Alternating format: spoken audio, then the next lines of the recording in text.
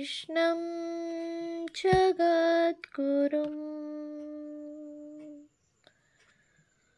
পাদপদ্মে ত্বয়োশ্রিত্বা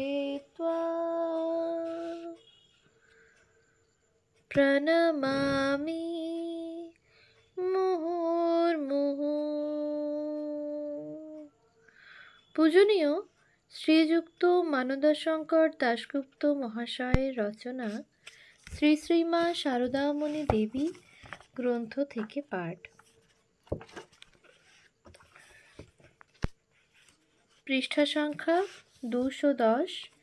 মা ও ছেলেদের কথা। অবশ্য ছেলে মেয়েদের রোগ আরাম করা যে মার কোনো উদ্দেশ্যগত কাজ ছিল তাহা নয়, এবং সম্ভবত অধিকাংশ ক্ষেত্রেই তিনি তাহা করেন নাই বা করিতে যান নাই। শুধু হয়তো কোনো কোনো ব্যাধিগ্রস্ত সন্তানের ব্যথাতে তাহার অন্তরের স্নেহ আপনা হইতে উথলিয়া উঠিয়া তাহাদের আরতি দূর করিতে প্রবৃত্ত হইয়াছে। হয়তোবা তিনি অজানিতভাবে আরও অনেকের স্বকর্মজনিত দুর্ভোগ অনেকটা লাঘব করিয়া দিয়াছেন। ইহার সমর্থনে বহু রকমের বহু ঘটনা পাওয়া যায়। দৃষ্টান্তস্বরূপ দিনাজপুরের একটি ডাক্তার অঘোরবাবু একদিন মাস্টার মহাশয়ের নিকট বলেন, আমার একবার ব্যায়াম করতে করতে ঠান্ডা লেগে কাশি হয়েছিল। সেই কাশি কিছুতেই সারে না। আমার স্ত্রী আমাকে শ্রী শ্রী মার কাছে নিয়ে যায়। তাঁর কাছে আমার দীক্ষা হয়। কিছুদিন পরে ওই কাশি সেরে যায়। এই প্রকারের ঘটনাগুলির সহিত আর একটি ঘটনা যোগ করিলে বিষয়টি খুবই সুস্পষ্ট হয়। মার একটি ছেলে একবার জয়রামবাটিতে গেলে মা একজনকে জিজ্ঞাসা করেন, ছেলেটি কে? এবং তৎসঙ্গেই বলেন, ও মনে পড়েছে, কাশিতে যখন এলো মাথায় তখন চুল বেশি নাই, উস্কো খুস্কো চেহারা, আর এখন দেখো কেমন রূপ হয়েছে। এই জন্যেই নিজের পা দেখাইয়া এই সব পায়ের বাত ও অন্য নানা অসুখ। এসবই আমাদের পক্ষে অনুমানের বিষয়। তবে ইহা সত্য যে সন্তানদের কষ্ট পাইতে বা বিপদে পড়তে দেখিলে তাহার অন্তরে তুফান উঠিত। দেখা গিয়াছে, তাহার কোনো সন্তান জয়রামবাটি হইতে রওনা হইবার পর যদি ঝড় বৃষ্টি আরম্ভ হইত, তিনি ঘরে বসিয়া ছটফট করিতে থাকিতেন, এবং তাহা না থামা পর্যন্ত তাহার স্বস্তি আসিত না। একবার একটি ছেলে দারুণ গ্রীষ্মের রৌদ্রে আরামবাগ হইতে জয়রামবাটি রওনা হয়। সেখানে পৌঁছিতেই উপস্থিত ভক্তগণ তাহাকে বলেন, তুমি মাকে বড় কষ্ট দিয়েছ। তুমি রোদে রোদে আসছ বলে মা বলছিলেন তার শরীর তাপে জ্বলে যাচ্ছে। অতি অদ্ভুত কথা, কিন্তু বিশ্বজোড়া অনুভূতিতে কি আসিত কি বাজিত তাহা আমরা জানি না। তবে তিনি একদিন বলিয়াছিলেন, আমার ছেলেমেয়েরা আমার দেহেরই এক অংশ। এই দুর্বোধ্য কথাটা ছাড়িয়া দিলেও ইহা অস্বীকার করিবার জো নাই যে তিনি সত্যই তাহাদের নিজ গর্ভজাত সন্তানের ন্যায় অতি আপন এবং একান্ত প্রাণের জিনিস বলিয়া মনে করিতেন। তাহার সন্তান যে জাতিরই হোক না কেন, সেই ঠাকুরের গণ, এবং তিনি তাহার ছোঁয়া খাইতে বা উচ্ছিষ্ট পরিষ্কার করিতে বা তাহার কল্যাণার্থ অপর যে কোনো নিয়ম ভঙ্গ করিতে কখনো এতটুকু দ্বিধা করেন নাই। এই উক্তিটির সমর্থনে আমরা ইতঃপূর্বে যে দৃষ্টান্ত সকল দেখিয়া আসিয়াছি তাহা প্রচুর ও যথেষ্ট হইলেও সম্প্রতি 1954 স্বামী শারদেশানন্দ এই বিষয়ে একটি সুন্দর নূতন কাহিনী বর্ণনা করিয়াছেন। জয়রামবাটিতে মা প্রতিদিন ছেলেদের খাওয়াইয়া তারপর নিজে খাইতেন। কিন্তু একবার মার জন্মতিথির দিনে 1918 পৌষ ছেলেদের ইচ্ছা হইল যে মা ওই দিন অগ্রে খাইবেন এবং তাহারা পরে প্রসাদ পাইবেন। একজন অগ্রণী হইয়া মাকে এই কথা জানাইলে মা সম্মত হইলেন, কিন্তু আহারে বসিয়া কিছুই খাইতে পারিলেন না। একটু আধটু মুখে দিয়া সম্মুখস্থ একটি ছেলেকে অতি কাতরভাবে বলিলেন, ছেলেদের খাওয়ার আগে গলার নিচে যায় না, তাড়াতাড়ি তোমাদের খাবার ব্যবস্থা করো। বলিয়াই তিনি উঠিয়া পড়িলেন এবং হাত মুখ ধুইয়া নিজের ঘরের দরজার গোড়ায় ছেলেদের খাওয়া দেখিতে বসিলেন।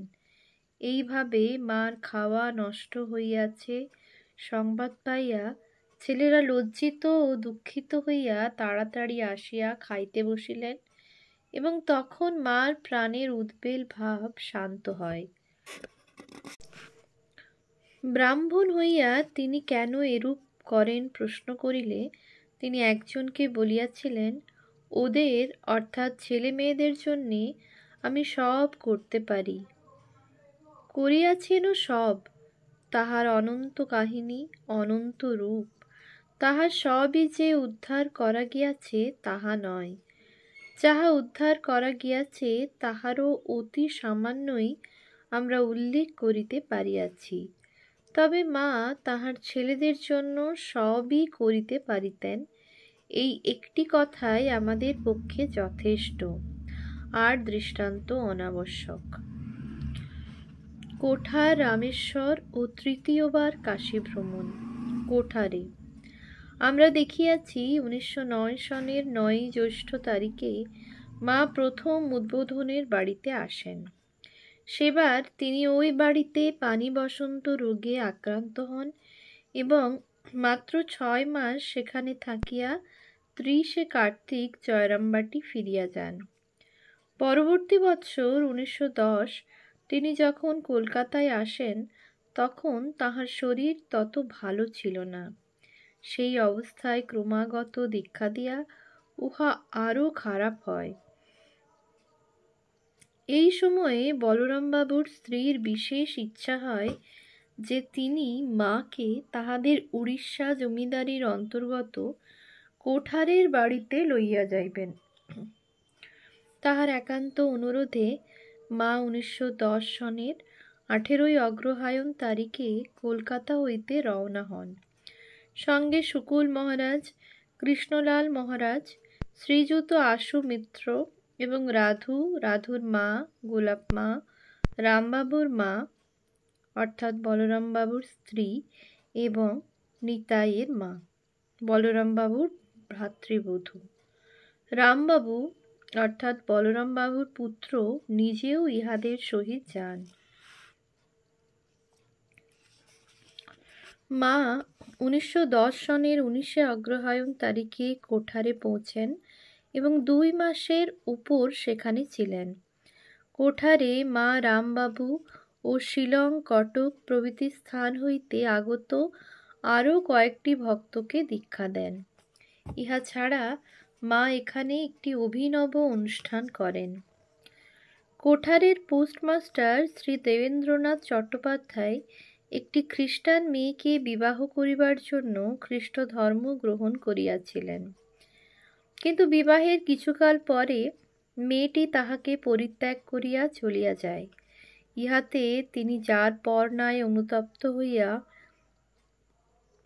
স্বধর্মে ফিরিয়া আসিবার জন্য ব্যাকুল হন।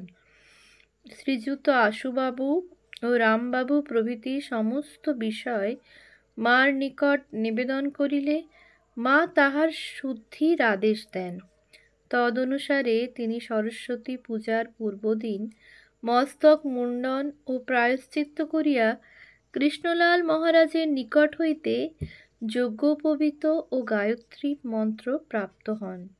এইভাবে হিন্দু ধর্মে পুনঃ প্রবেশ করিয়া তিনি পরদিনই সরস্বতী পূজার দিন শ্রী শ্রী মার নিকট হইতে দীক্ষা গ্রহণ করেন ও সকলের সঙ্গে একত্রে বসিয়া প্রসাদ পান। দীক্ষান্তে মা নিজের একখানি পরিধেয় বস্ত্র তাহাকে দিয়াছিলেন।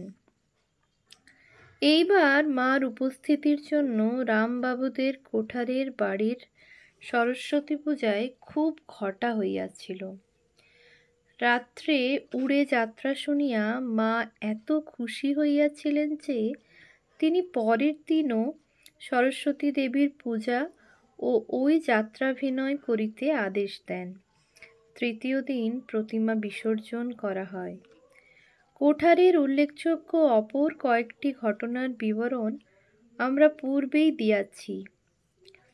শ্রীযুত আশুমিত্র লিখিয়াছেন, মার উপস্থিতির জন্য রামবাবুদের বাড়িতে নানা স্থান হইতে সমাগত অতিথিদের সংখ্যা ক্রমেই বাড়িতে থাকে এবং চারিদিকের আনন্দ রোলে গ্রামখানি শহরের ন্যায় সর্বদা মুখরিত হইত।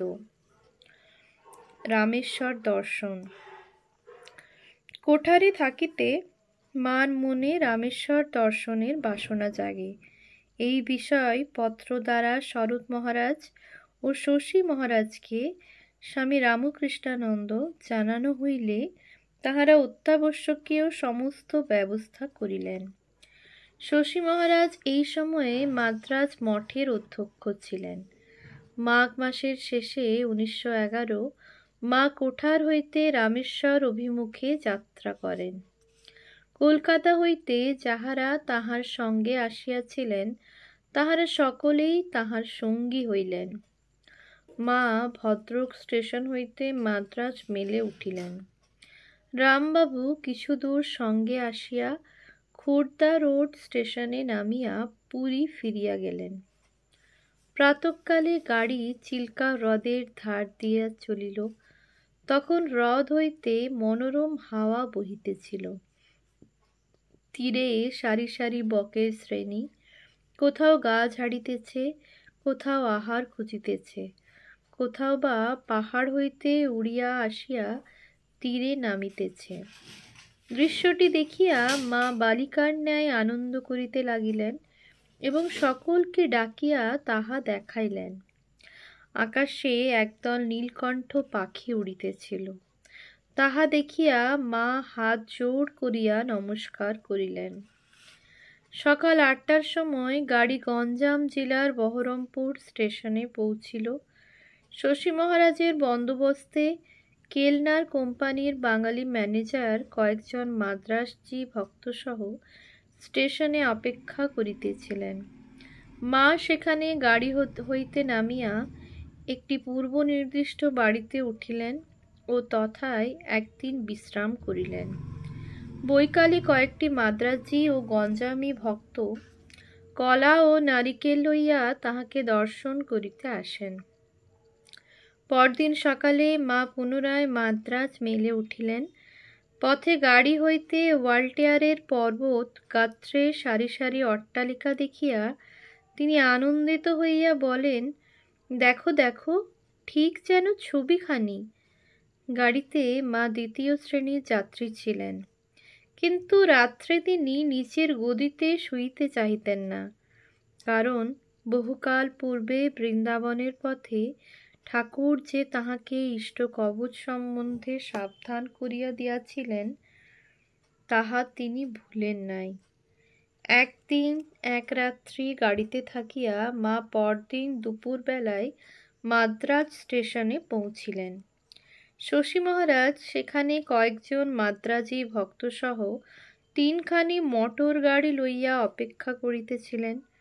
মা ওই গাড়িতে ময়লাপুর গিয়া মাদ্রাজ রামকৃষ্ণ মঠের সম্মুখস্থ একখানি দ্বিতল ভাড়াটিয়া বাড়িতে উঠিলেন।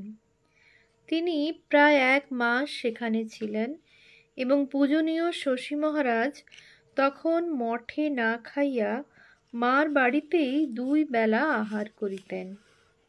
এই সময়ে মার দর্শন প্রার্থী মাদ্রাজি ভক্তগণের খুব ভিড় হইত। একদিন নারী বিদ্যালয়ের মহিলারা তাহাকে তামিল ভজন ও বালিকারা বেহালা বাদ্য শুনাইয়া যান। মেয়ে ভক্তেরা একদিন তাহাকে লেকচার দিতেও অনুরোধ করেন।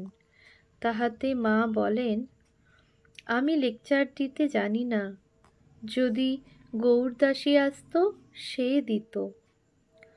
মাদ্রাজের কয়েকটি পুরুষ ও স্ত্রী ভক্ত এই সময়ে মার নিকট হইতে দীক্ষা গ্রহণ করেন। ইহা ছাড়া মাদ্রাজ মঠের অমৃতানন্দ নামে একজন আমেরিকান ব্রহ্মচারীও মার নিকট হইতে দীক্ষা লন। মার সহিত ইহাদের কথাবার্তায় আশুবাবু প্রভৃতি দ্বিভাষীর কার্য করিতেন, কিন্তু দীক্ষার সময় কোনো পক্ষেরই আর দ্বিভাষীর প্রয়োজন হয় নাই। সকলেই মার কথা বুঝিতে পারিতেন। এই সকল ভক্তদের কেহ কেহ পূর্বেই স্বপ্নে মা ও ঠাকুরের দর্শন পাইয়া আসিয়াছিলেন। যখন কোঠার আর মাদ্রাজে গেলুম, তখন যে আসে সে এসেই বলে স্বপ্ন আর স্বপ্ন। ওম শান্তি শান্তি শান্তি। হরি ওম তৎসৎ। শ্রীরামকৃষ্ণার্পণমস্তু।